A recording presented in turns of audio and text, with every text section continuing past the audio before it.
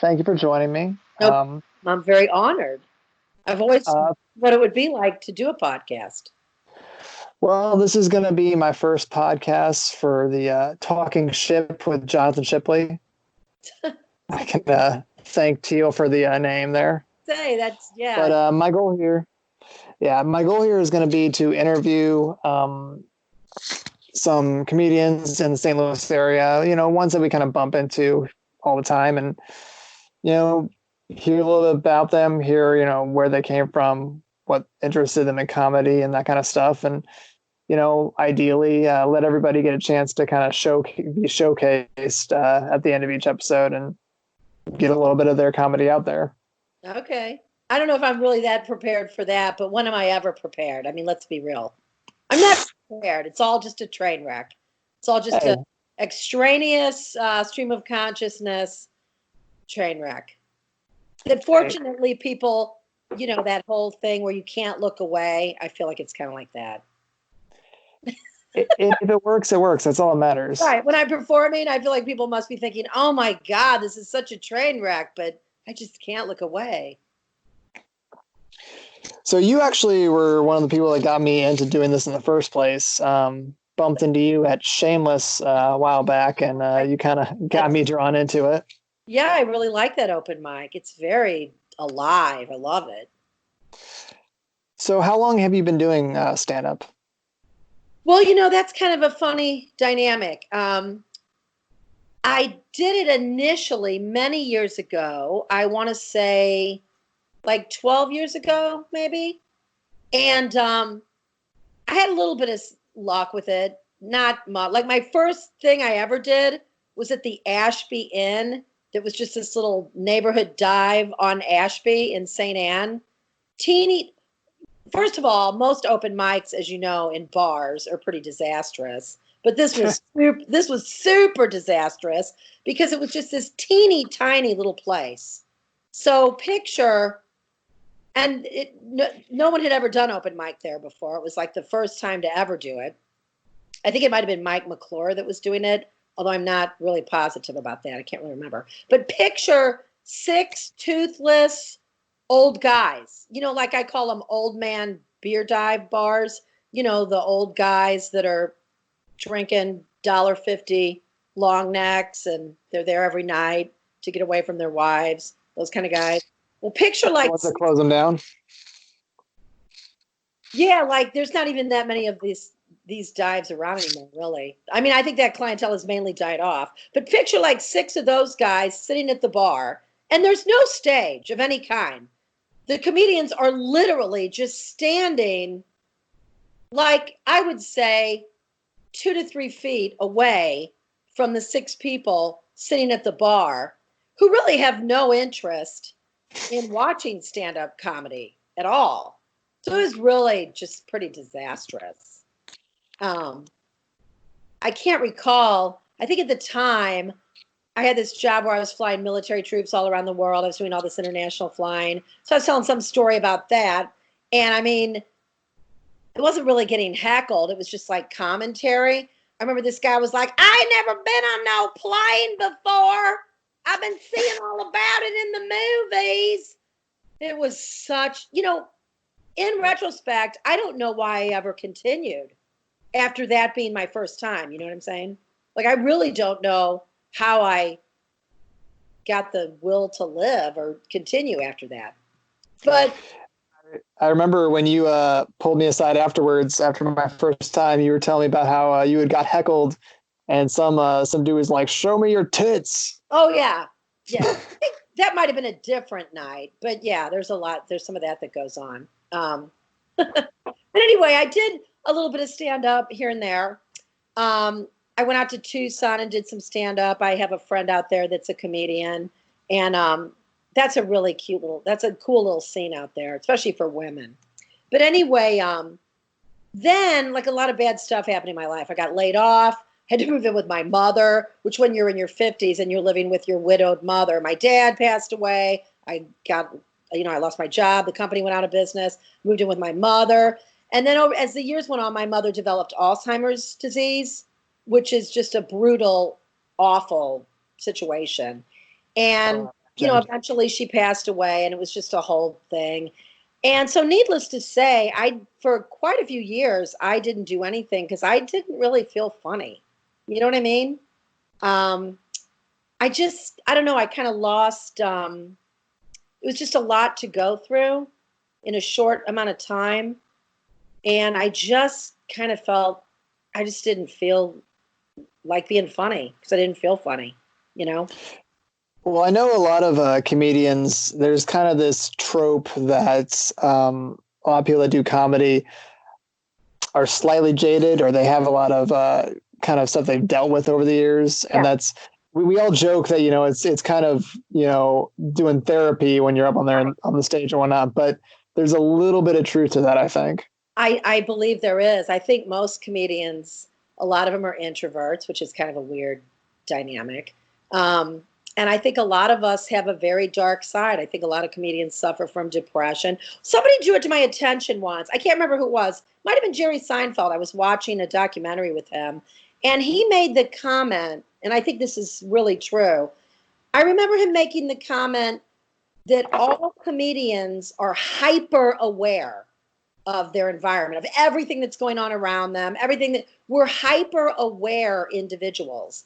So I think that that's very helpful in comedy. But I also think that when you are a hyper aware person, I think you are aware of a lot of disturbing things that maybe normal people, I call them ham and eggers, people that just get up every day and have ham and eggs and go to the same job every day. I call them ham and eggers. Um, I think when you're hyper aware and hyper attuned, that can sometimes be a bit much. You know, it's like I don't know, you're just absorbing so much, and a lot of that is good, but maybe some of it is a bit burdensome, maybe. I don't know. I have thought about that a lot. The comedians are hyper aware. And I've had a couple different guys that I've hung out bring that to my attention. You're very aware of everything that's going on. You're like hyper aware. You seem like you're just really like almost like a device picking up I don't know. It's a weird thing. But I just really think that comedians are some of the most spectacular, interesting personalities and people in the world. I love the comedy community. I really I really do like the St. Louis community. I think we have a really solid one here. I agree. I do too. My background, for many years I owned a music venue. I was actually a venue owner. I owned a Oh, live really? venue. Yeah, I had it for 19 years. And we did some comedy, but that's kind of my actual skill set. I was a venue owner for close to 20 years. And like I'm not looking to get famous. Oh, thank God, you say. I don't care about opening for a comedian at Helium. I basically I lost my lease. You know, the building I had my bar and got sold out from under me. It's a very common situation, and I very much miss.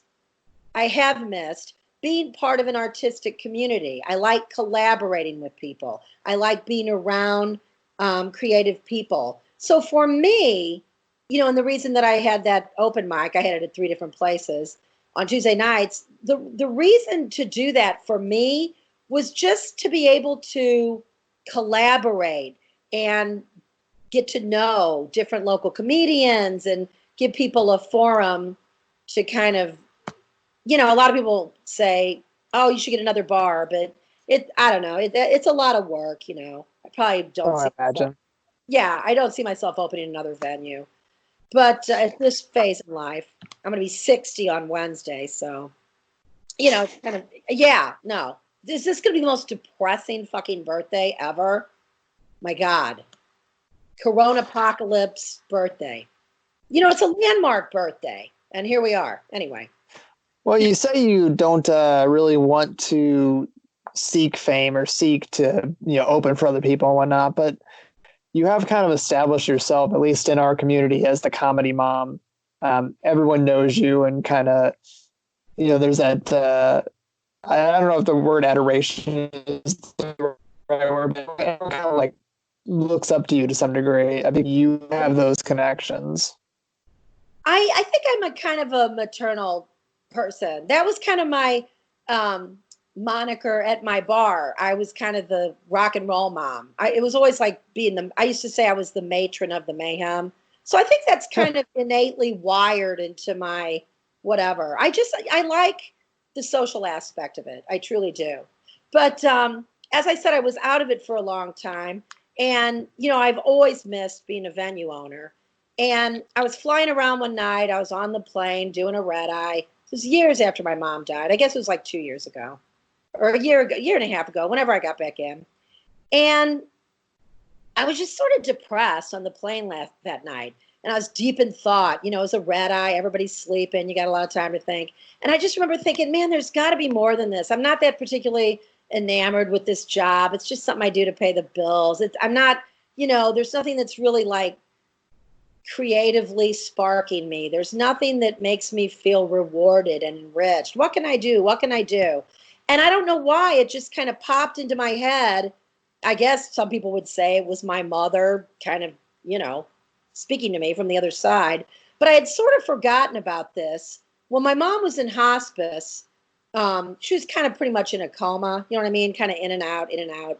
Right. And the last thing that my mother ever said to me, she would have lucid moments, you know what I'm saying? And she opened her eyes and she looked at me and she recognized me, which had not happened that much during that couple of weeks, in hospice. She opened her eyes and she looked at me and she said to me, "You're a funny little girl." And I don't know whether she was seeing me as a little tiny girl, or I don't really know what the context of it was, but that was the last thing that my mother ever said to me before she died. And I think I had kind of forgotten about that, and it just kind of popped into my head that night on the plane. And I thought to myself, you know what? I should really get back into stand-up. That would make me feel good. So that's kind of why I got back in. I don't know. It sounds very corny and schmaltzy, I know, but No. I don't know. I would like to think that she was communicating with me from the other side.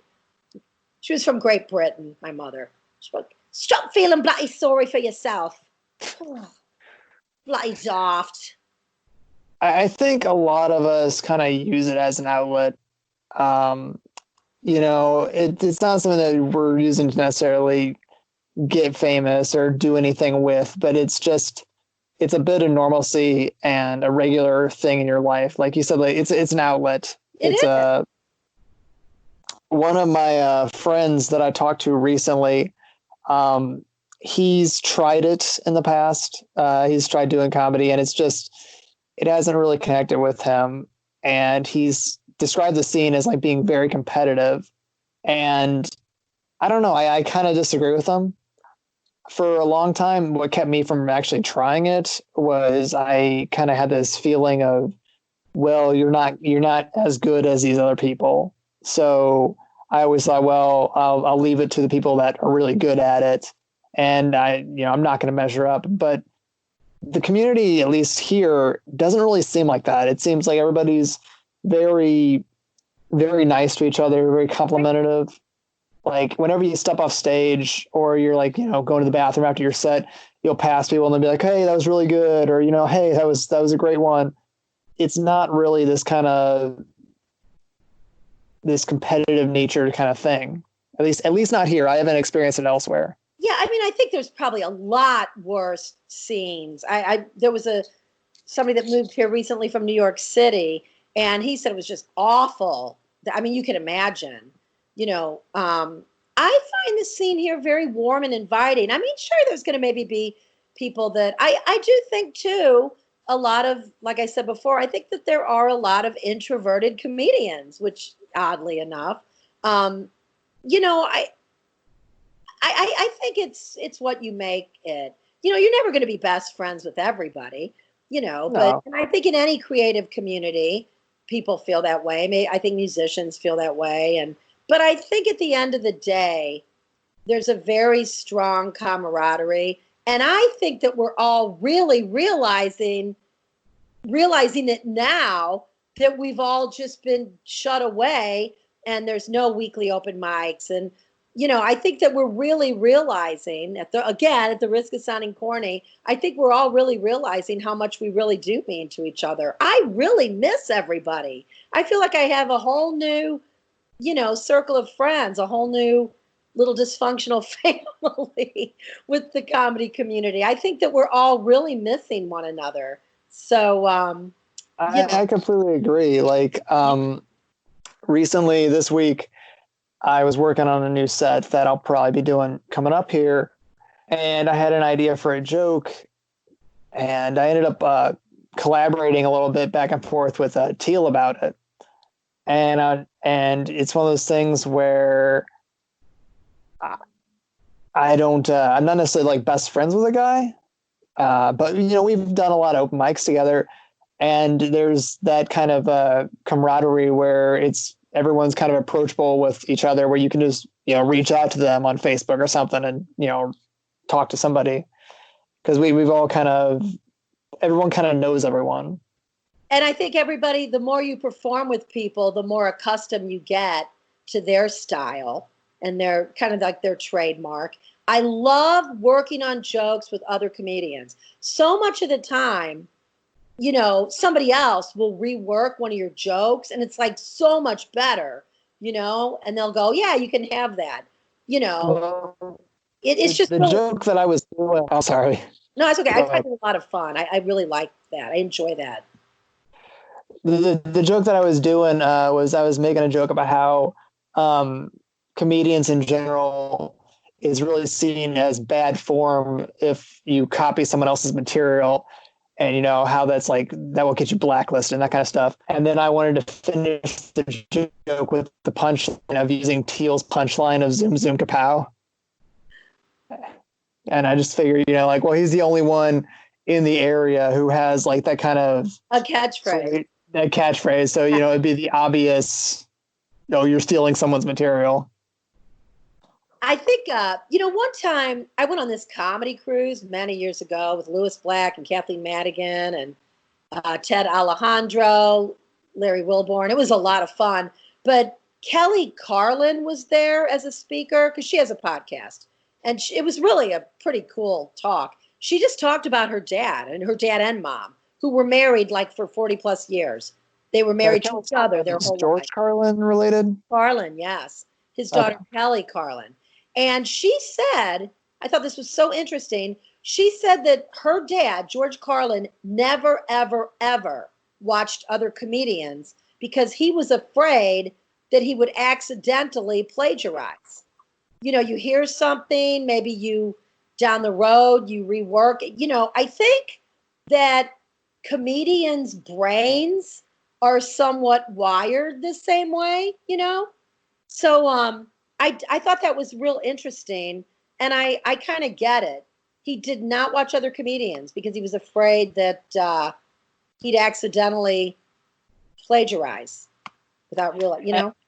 I think that's so much harder these days too, because yes, you too. Not just like stand-up TV. It's not like just stand-up comedians or TV. There's just like everywhere memes, all that. You may come up with a joke and then realize like, oh wait, I saw that weeks ago on Facebook and that's part of a meme or something. Or I see it on the comment thread where the comedians are talking. Like I was working on a joke at the beginning of all this. I had this joke. I thought, man, people are going to be paranoid to have sex. There's going to be a lot more masturbating going on. I wonder if the guys will be using hand sanitizer instead of lotion. So that was going to be a joke. And then there were some guys riffing, just giving each other shit on the comment thread on the St. Louis Comedians page. And one of the male comedians made a really similar joke. He said it in the comment stream. It was very, very similar. And I thought, oh, well, darn it, I'm not going to be able to use that now. So I think it's easier. I think we all kind of have brains that are wired somewhat similar. And we have the same fucked up, dark thoughts and observations. I don't know, but it is challenging sometimes. You come up with an idea and then somebody else kind of has the same idea. They might do the joke a little different, but then you think, I'm going to have to take that off the list now, So one thing I did want to ask you about, and it's something that I've only encountered a few times during stand-ups, but is there anything that you think is necessarily like off limits to joke about? I I haven't seen a lot of times where comedians have said like a joke that just kind of straight up bombed or got a negative reaction from the crowd necessarily. But I've seen one where a guy was joking about having like sex with a like a paraplegic because they don't put up a fight, Yeah. and immediately just got like this kind of like negative response from a lot of the people in the crowd. Is there something that you think or topics that you think are necessarily like just kind of off limits, or you don't joke about that? Well, I probably have parameters, things that I would never joke about just because I think it's a bridge too far. But I'm going to have to say that I am not a fan of censorship. I mean, I don't, um, okay, like the guy that made the joke about Andrew Yang. I can't even remember. He ended up losing his gig on Saturday Night Live because he made some joke about Andrew Yang, some Asian angle joke. And I don't even remember what the joke was. But Andrew Yang was like, man, it's a joke. I didn't even take it that seriously. I think that's the ultimate political correctness censorship. I don't think the guy should have lost his gig on Saturday Night Live before he even started the show because I don't know. I think that we are the monikers at this point of news, you know. In other words, this whole safe space thing that goes on, and like that night at Shameless Grounds, I didn't even know what people were so upset about. I feel like it was Ron Finger that was performing, and I thought he had a great set. And remember those people got up and stormed out, and I I I remember that. said I that, remember there was like a huge somebody posted like a really negative review right? on their page about Yeah. it, and I'm just thinking. I remember one of the comments was how like the comedy was like transphobic or ableist and whatnot, and I'm thinking I don't remember any like people doing transphobic comedy, and the only people who were really joking about it were trans themselves. That's what comedy is expressing. Um, you know, there's an old expression: if you don't laugh, you'll cry. You know what I mean? Like if you're that delicate, then just stay the fuck home. Don't go see comedy. You know, like Dave Chappelle addressed it. I don't know if you saw his brilliant special, but he was making some jokes about trans people. And there was a trans woman having a drink after the show that spoke to him. I thought this was an incredible take on it. She said, the ultimate in you not being transphobic is to be able to joke about it. I'm part of the mainstream now. In joking about it, you're bringing me into the mainstream, just as you would maybe joke about a woman you had a bad date with, or, you think your dick is too small, or, it's like me talking about, a lot of my humor is very self deprecating. I do a lot of shtick about being old and, oh my God, if I dated a younger guy, I got to shave my pussy and it's a nightmare. It's like self deprecating humor. So, like, her point was, I feel empowered by the fact that me being a trans woman, it's even mainstream enough now to be getting joked about. And I thought that was really fucking cool. And I think it's a unique outlook, but one that should probably be embraced more. Like, you know what I'm saying? Right. I mean, there's a difference between. There's a difference between joking about something. I don't like anything that's super mean spirited. I don't like racism. I was gonna say, Yeah, it's the spirit of what you're joking about. right. Like I think that if somebody is really hostile about something they're joking about, then I think that that's going to show. But like I think when a black comic gets up and talks about the difference between white people and black people, or like I used to have a joke. Oh, I mean, I can remember I had this when I had my bar. One of my bouncers was black, and he said to me one night, "Lisa, do you want some of these chicken wings?" I said, "Oh no, Lamont, I'm getting ready to go on a diet." He said, "You don't need to go on no diet. You ain't fat." I said, "Well, no, I'm not fat by black guy standards." I mean, that's an observation that, black dudes kind of like a girl with a little meat on her bones. That's not a racist joke.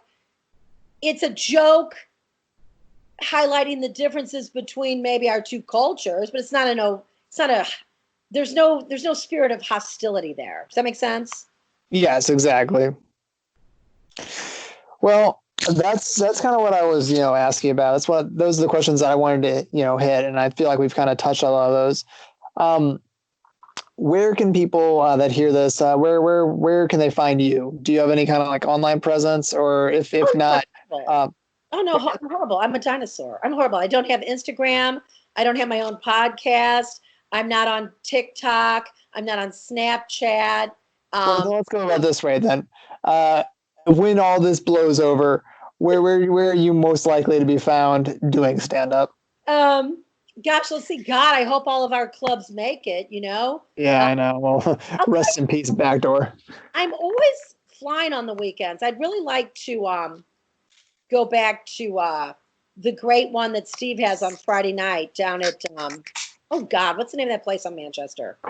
The Third Rail, because it's Friday night, that open mic. Now that I'm not going to be flying, I'm grounded until at least June. If when that comes back, I'd like to go there. I'd like to do the Crow's Nest. I've still never done the Crow's Nest. I would of course like to go back to Helium.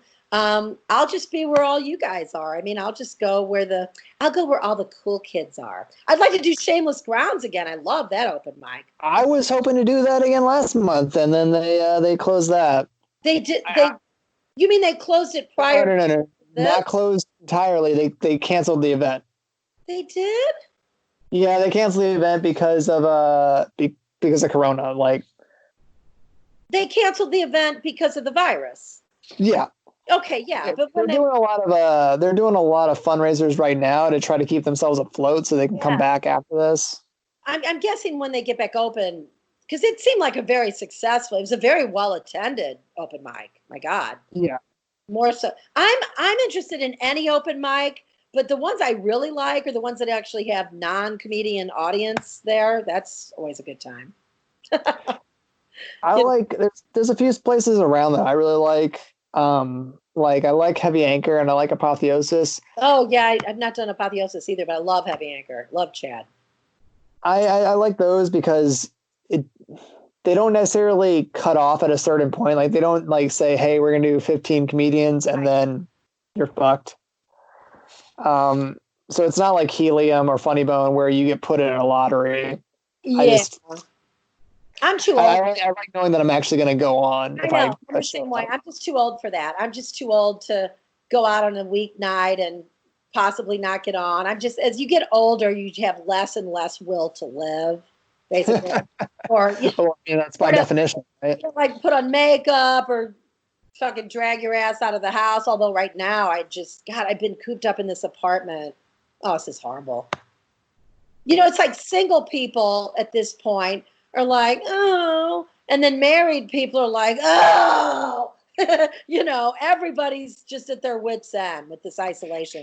Whether you're isolating with your family, your significant other, or you're isolating alone, it's too much. It's human beings were not meant for this. It's too much.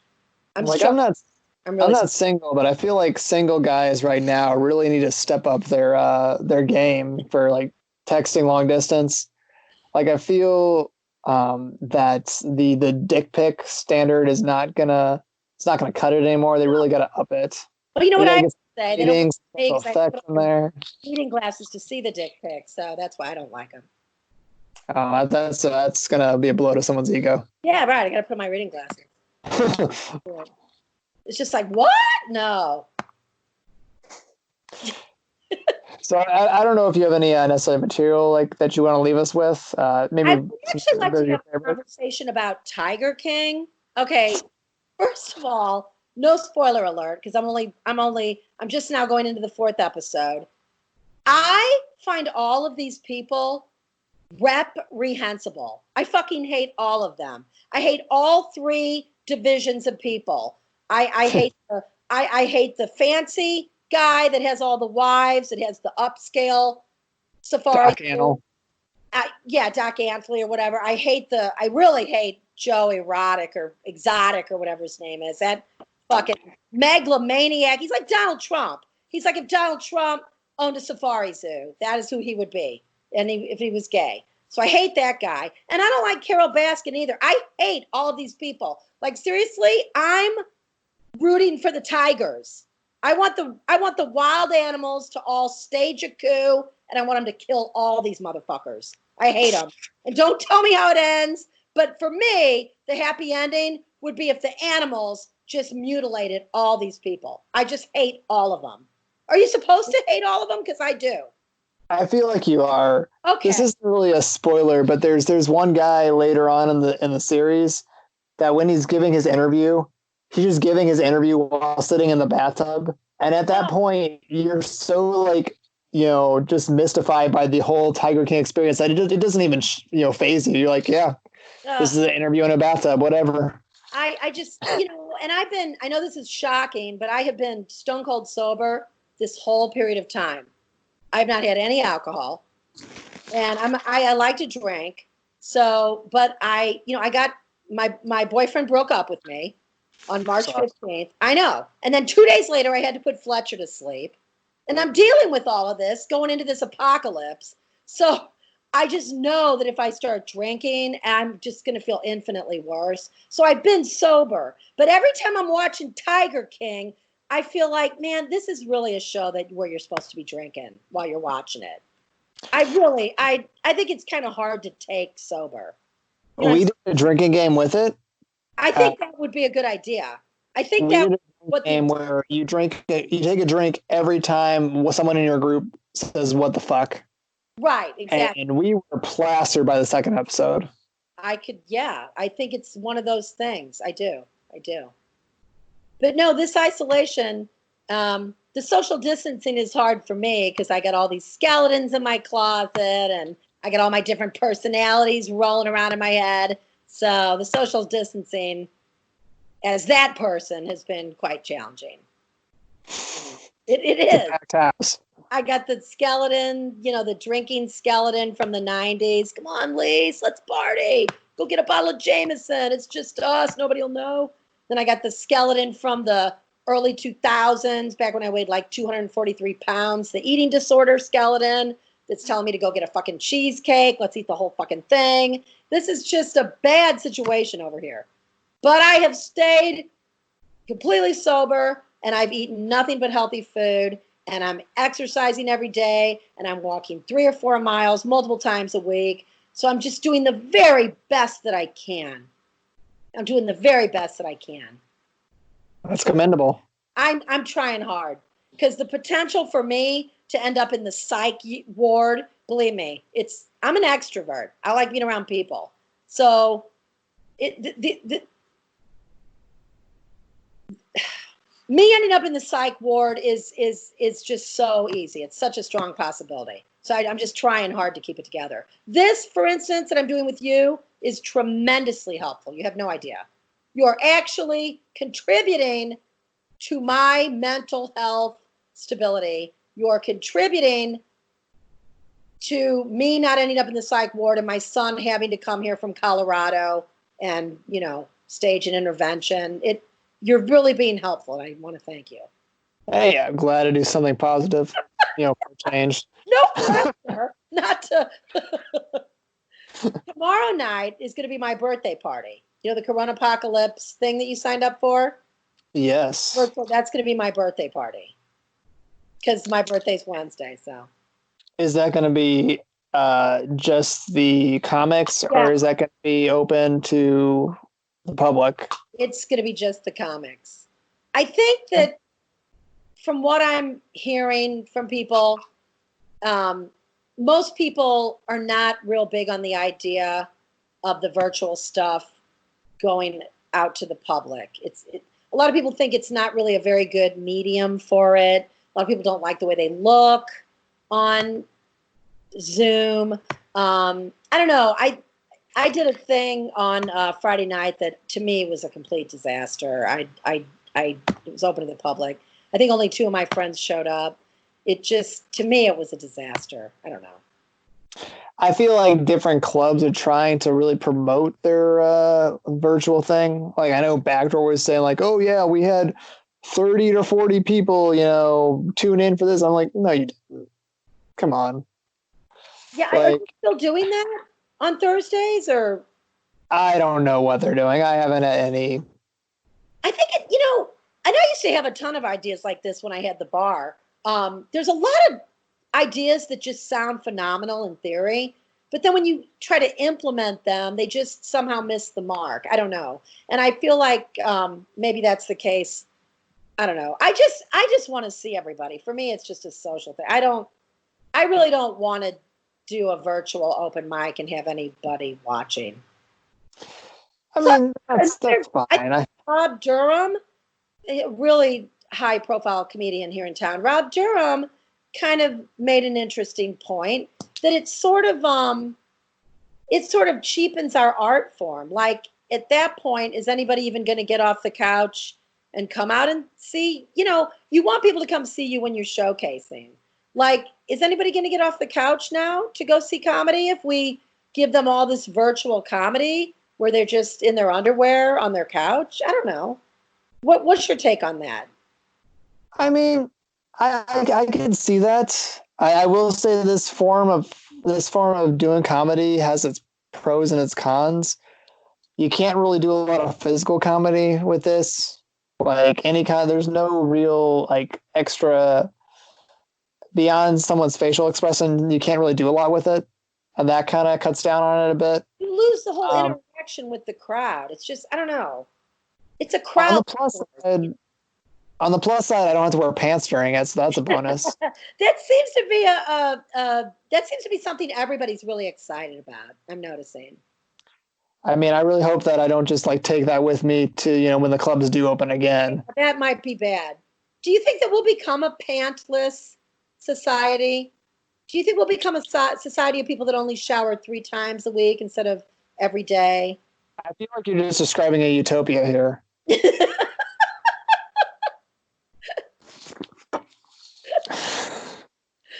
Oh, I feel like I could talk to you all night, Jonathan. It was fun.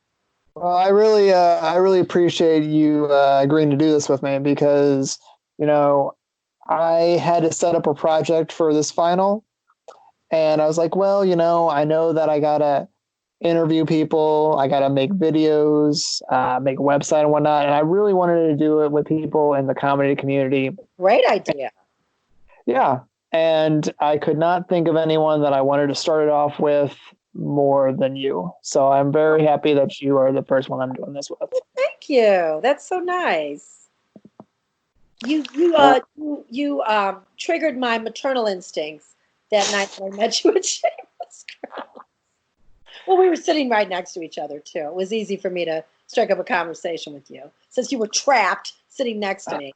well, it meant a lot because, I was very self-conscious about it. And I mean, I thought it had gone all right, but, Oh, just getting someone else coming up to me saying, hey, it went really well and I would like you to do yeah. this other event.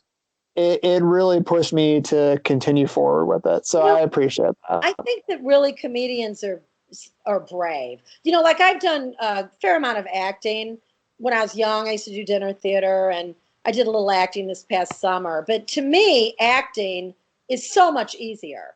I'm a much better actress than I am stand-up comedian because when you're acting, you're playing another character. You're not yourself. You're someone else. But man, stand-up comedy, now that it takes a lot of guts, a lot of balls, a lot of courage. You are so vulnerable when you are just up there and you're you and you're trying to make people laugh. That to me is the bravest thing. So I think anybody that gets up and gives it a shot is to be commended. I really truly feel that way. It's brave. I don't know what your process is as compared to mine, but I know that when while we might be doing a 5-minute set or whatnot, I might run through that same joke 7 times in my head. I might, say it out loud, say my set out loud a couple times, just trying to, thin it down or, fine tune it and make it funny, work on the punchlines. So it's just when you're seeing somebody standing up there, you're seeing, the culmination of, Yeah. what they've been working on that day, that week. And it's harder than I think a lot of people think. Oh my God, it's so hard. And the thing that's weird about it is, being a funny person doesn't necessarily mean you're going to be a good stand-up comedian. Um, like I'm actually funnier off stage just with my friends or like on the airplane than I am on stage. Like every time I fly, I'm almost always the manager of the flight. And I just have a field day on the PA. I mean, I just do. Because I have to, I'm so bored with the job, I have to do something to liven it up. So those are some of my better, I won't call it a set, but everybody that's getting off the plane always says the same thing. Oh my God, you are so funny. You should be a stand-up comedian. And oh my God, this is the most fun flight I ever had. You made it so fun and blah, blah, blah. But I think it's like a different kind of mindset. There's a lot of funny people that can come up with quips, like that in the conversation middle of conversation. But doesn't mean you're going to be a good comedian. It's a lot harder to be a comedian. So I'm actually funnier off stage with my friends. Like some of my best moments on stage are kind of the off the cuff ones when I just kind of start ripping with somebody in the audience. Some of my better moments have been like ad lib, not like I had a framework, but I kind of deviated. Do you know what I mean? yeah, I feel like a lot of times when I'm at work, I will riff with friends and coworkers and whatnot, and I'll say something that I think is really funny, and I'll write it down, and be like, "Oh man, I would love to incorporate that in a set," How can I? but it Yeah, doesn't translate right. You think, how can I build a joke out of that? But it because doesn't always work. It's a context thing. yeah, and it's setting up the context kills the joke because you don't want to be like, "Okay, here's Right, my setup, here's a bunch of knowledge you don't have, and here's the joke," and like by that time, right. everyone's checked out. Like Tommy Dangerfield has this very funny series that he does, Dating in Your 30s, and it all takes place in his car. I think he's got like between 12 and 20 of them, all with different girls. And they're totally ad lib. Like I did one of those with him. It was all completely ad libbed. I mean, I had a framework of what I was doing. Um, and then he dubs his responses in that are in his head later. You're hearing his thoughts in his head. He does that later, if you know what I mean. But Yeah. that's all just off the cuff. He's really good at that, by the way. But like that was a lot of fun, just getting into his car as this old lady, cougar.com. We met on cougar.com, don't you remember? And he's like, going, wait, I'm not Uber. Who are you? And he's horrified. He's like, how old was that picture? But we had so much fun doing that, and it was all just completely sort of improv, ad lib. I love having. I have just loved all my comedy friends that I've made. I just love it. I can't say enough. Well, I think I'm gonna go ahead and wrap this up here. We're getting on the 40, getting towards 45 minutes here, but Play. yeah, it's been a blast, and I really appreciate you doing this. I appreciate you inviting me. I'm very honored. And I will see you tomorrow night Oh, most definitely. at my 60th birthday party. What is it? I Fat mean, 60s? It's awful. Oh, it's awful. It's horrible. it's not your 60th. It's just It your is. 39th, 21st. Yes, yes. Just stick with that. Okay. All right. So I shall see you tomorrow, and I'll see you when the world reopens. Thank you so much for allowing me to do this with you. I'm very honored. Oh, my pleasure. Okay. Bye, Jonathan. Bye.